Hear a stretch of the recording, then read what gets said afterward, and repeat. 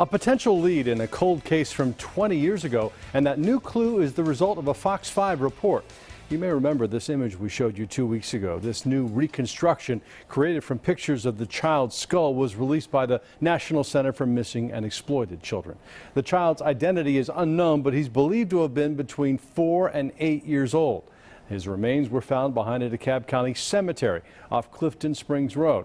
Now, Fox 5 covered that case way back in 1999. Fast forward 20 years, and now our former Fox 5 reporter who broke the story has launched a podcast in search of answers.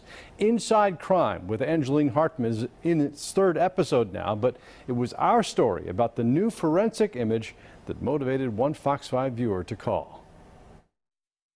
I was just watching the news and I saw it pop up and I said, I wonder if that has to be the same little boy that my mom was talking about. The woman says her mother is retired now, but she worked with local students for nearly 3 decades. After seeing our story about the 20-year mystery of an unidentified little boy, the woman called Fox 5 saying that her mother might have answers. Fox 5 helped put me in touch with this woman and her mother. And it turns out this mother has thought about this child for a long time.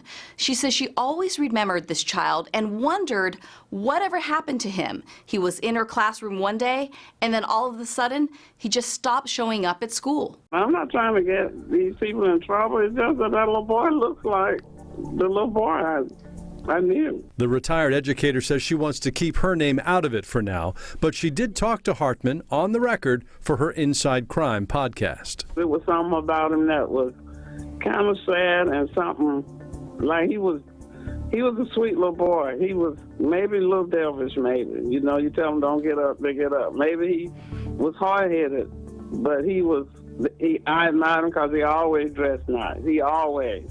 And those Timberlands had just come out at that time. Those Timberlands were one of the few clues investigators had to go on 20 years ago. The DeKalb medical examiner says his body was carefully placed at the cemetery and had been there for months. Still disturbs me that, number one, that someone could actually conceal a small child in the wood line at a cemetery. The director of the DeKalb County Medical Examiner's Office says the renewed attention has created new momentum in the case.